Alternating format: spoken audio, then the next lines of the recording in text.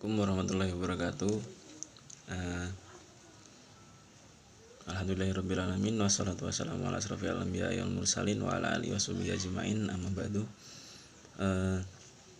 Yang saya hormati Bapak Najib Saifullah MAG, dosen pengampu Falsafah Al-Quran.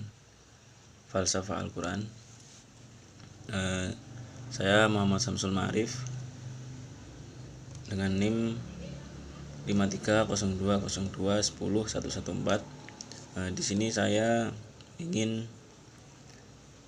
memenuhi tugas UAS mengenai akhlak dalam falsafah Al-Quran.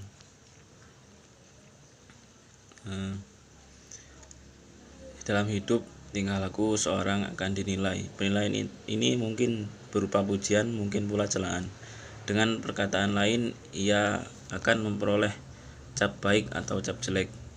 Didorong oleh kesadaran akan penilaian orang terhadap tingkah lakunya, maka timbul pada dirinya masalah bagaimana mengatur hidup agar dikatakan baik, bagaimana seharusnya bertingkah laku. Jelas tentu persoalan ini menyangkut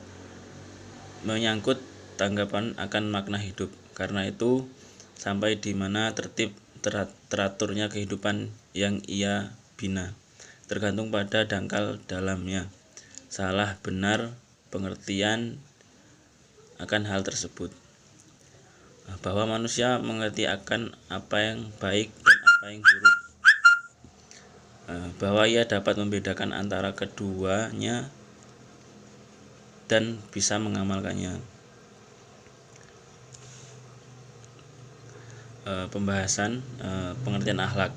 Pengertian akhlak akan menjadi lebih jelas apabila dilihat dari segi etimologi dan terminologi dan hal-hal yang berkaitan dengannya.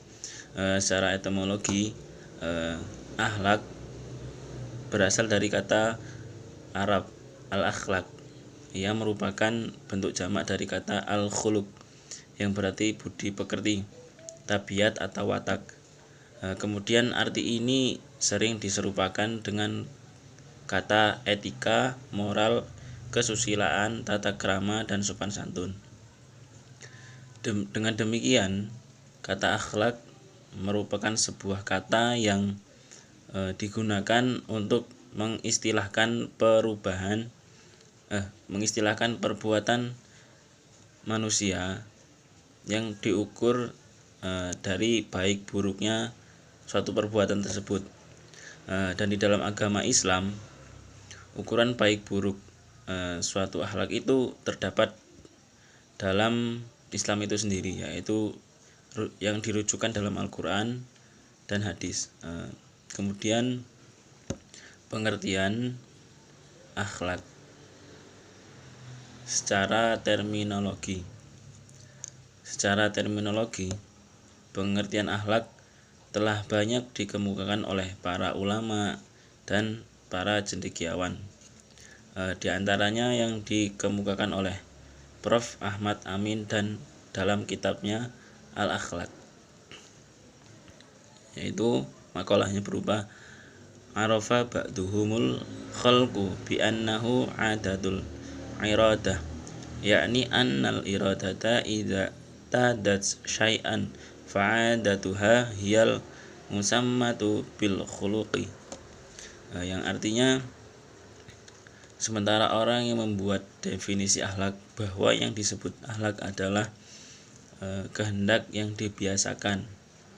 Artinya, apabila kehendak itu membiasakan sesuatu, maka kebiasaan ini dinamakan akhlak.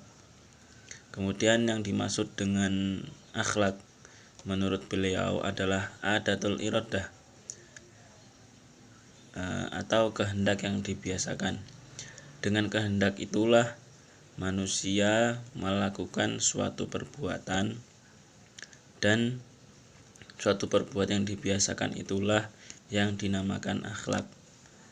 Maka jelas bahwa pengertian akhlak adalah mencakup perbuatan-perbuatan seseorang yang telah mempribadi dan telah menjadi kebiasaan bagi yang bersangkutan.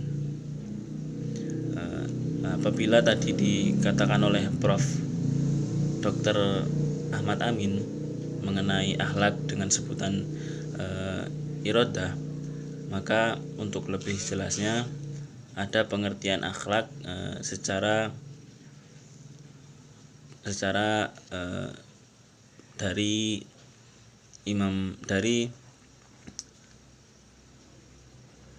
cendekiawan lain, yaitu Imam Al-Ghazali dalam kitabnya Ihya Ulumuddin, yang berbunyi al-khuluqu ibadatun an hayatin fi nafsi rasikhatin anha tasdurul af'alu bisuhulatin wa yusrin min ghairi hajatin ila fikrin wa ru'yatin, yang artinya akhlak ialah suatu sifat yang tertanam dalam jiwa yang darinya timbul perbuatan dengan mudah tanpa memerlukan pertimbangan pikiran terlebih dahulu. Dari pengertian ini memberikan gambaran bahwasanya hampir sama dengan pengertian yang dikemukakan oleh Prof. Ahmad Amin. Pengertian ini pengertiannya yaitu bahwasanya akhlak itu perbuatan yang membiasa pada diri seseorang. Ia merupakan refleksi dari perbuatan batinnya dan biasa dilakukan secara berulang-ulang, sehingga perbuatannya tanpa memerlukan pertimbangan akal terlebih dahulu. Dapat disimpulkan bahwasanya dari pengertian para imam tadi, yaitu bahwasanya akhlak ialah perbuatan seseorang yang telah mempribadi, dilakukan serta berulang-ulang atas kesadaran jiwanya tanpa memerlukan pertimbangan dan tanpa adanya unsur pemaksaan dari pihak lain. Selanjutnya mengenai akhlak dalam Islam. Akhlak dalam Islam ialah akhlak yang bersumber dari agama Islam itu sendiri, akhlak yang bersumber dari Sang Pencipta, yaitu Allah Subhanahu wa Ta'ala, dan disampaikan melalui para utusannya atau rasulnya dengan dasar Al-Quran yang diajarkan oleh rasulnya kepada segenap umat manusia, agar dalam menjalani kehidupannya senantiasa dalam kebaikan, baik menjalani kehidupan hubungannya dengan Sang Pencipta atau dengan sesama makhluk ciptaannya. Kemudian sebagai makhluk yang bersumber dari ajaran agama Islam, maka ukuran baik atau buruk tidak lain adalah agama Islam itu sendiri, yaitu Al-Quran dan hadis. Suatu perbuatan manusia dinilai baik apabila sesuai dengan ketentuan ajaran Islam dan dinilai buruk apabila menyimpang dan menyeleweng dari ketentuan yang digariskan dalam Al-Quran. Segala perbuatan manusia yang bernilai baik selanjutnya dinamakan akhlak terpuji atau akhlakul karimah, sedangkan perbuatan-perbuatan yang bernilai buruk dinamakan akhlak tercela atau akhlakul mazmumah. Kedudukan akhlak sangatlah amat terhormat. Ibarat Islam adalah sebuah gedung, maka akhlak adalah tiangnya yang wajib ditegakkan oleh setiap muslim. Maka barang siapa yang menegakkannya berarti menegakkan agama, dan barang siapa yang mengabaikannya berarti merobohkan agamanya. Dijelaskan bahwasanya Rasulullah SAW diutus oleh Allah Subhanahu wa taala untuk menyempurnakan kemuliaan akhlak. Maka jelaslah bagi kita bahwa keberadaan akhlak sangatlah penting dalam Islam, yaitu tercantum dalam Quran surat Al-Ahzab ayat 33, Quran surat Al-Ahzab ayat 21. Bunyinya Bismillahirrahmanirrahim. Laqad kana lakum fi Rasulillahi uswatun hasanah liman kana yarjullaha wal yawmal akhir wa dzakarallaha katsira. Artinya, sesungguhnya terdapat dalam diri Rasulullah teladan yang baik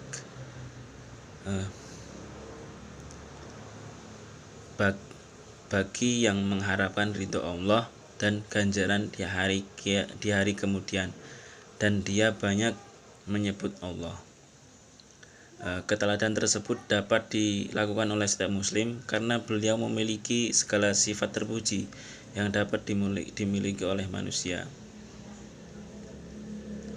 karena sesama manusia-manusianya.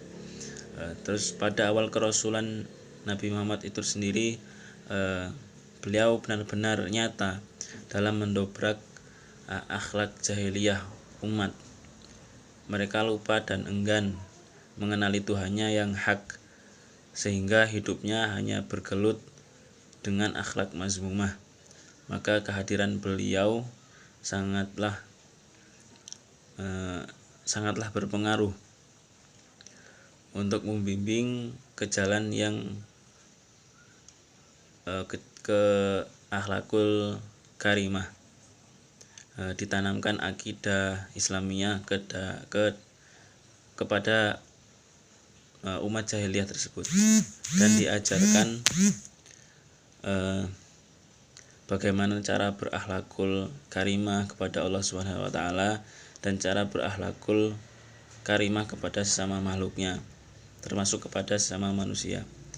Kemudian Sayyidatina Aisyah radhiyallahu anha, istri Rasulullah, itu berkata, riwayat Imam Ahmad, Imam Muslim, dan Imam Abu Daud, yang bunyinya kana khuluqun Nabi sallallahu alaihi wasallam Al-Qur'anu. Akhlak Nabi sallallahu alaihi wasallam adalah Al-Qur'an. Al-Quran merupakan dasar dan pokok ajaran agama Islam bagi segala apapun yang didakwakan Rasulullah kepada umat, dalam rangka mengemban tugas kerasulannya demi menyempurnakan kemuliaan akhlak, dibarengi dengan meneladani akhlak beliau. Terus kemudian macam-macam akhlak. Dalam kaitan pembagian akhlak ini, Ulil Amri Syafri mengutip pendapat Nasruddin Abdullah yang menyatakan bahwa secara garis besar dikenal dua jenis akhlak, yaitu akhlakul karimah dan akhlakul mazmumah. Akhlak yang tidak baik dan tidak benar menurut syariat Islam adalah perbuatan atau perkataan yang mungkar, serta sifat, sikap, dan perbuatan yang tidak sesuai dengan syariat Allah, baik itu perintah maupun larangannya, dan tidak sesuai dengan akal dan fitrah yang sehat. Dan akhlak yang baik adalah yaitu akhlak yang berdasarkan pada syariat Allah dan melaksanakan perintah dan menjauhi larangannya.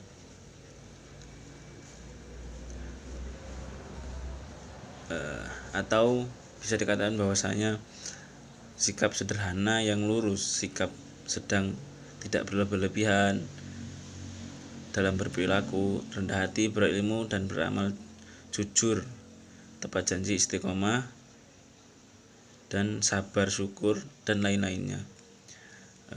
Kemudian pentingnya akhlak di zaman modern. Di zaman modern ini penting sekali akhlak dalam berbagai aspek. Beberapa hal pentingnya akhlak di era modern ini, yaitu sebagai pedoman ajaran Islam. Terus penjelasannya yaitu Al-Quran merupakan banyak ajaran yang berkaitan dengan akhlak. menekankan pentingnya akhlak dan perilaku yang baik terhadap seluruh ciptaan Allah. Terus yang pertama tadi kan pedoman ajaran Islam. Terus yang kedua yaitu pembentukan karakter.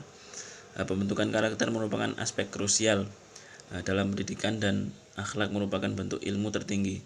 Oleh karena itu penting untuk menanamkan akhlak yang baik pada anak sejak dini.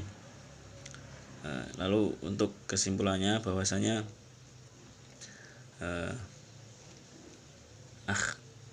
kepentingan akhlak di era modern ini tidak bisa dilebih-lebihkan.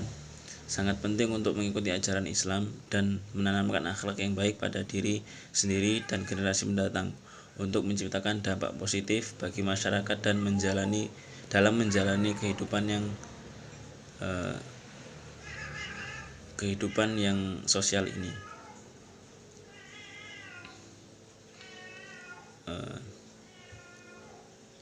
Mungkin sekian yang bisa saya sampaikan. Terima kasih kepada Bapak Najib Syaifullah MAG.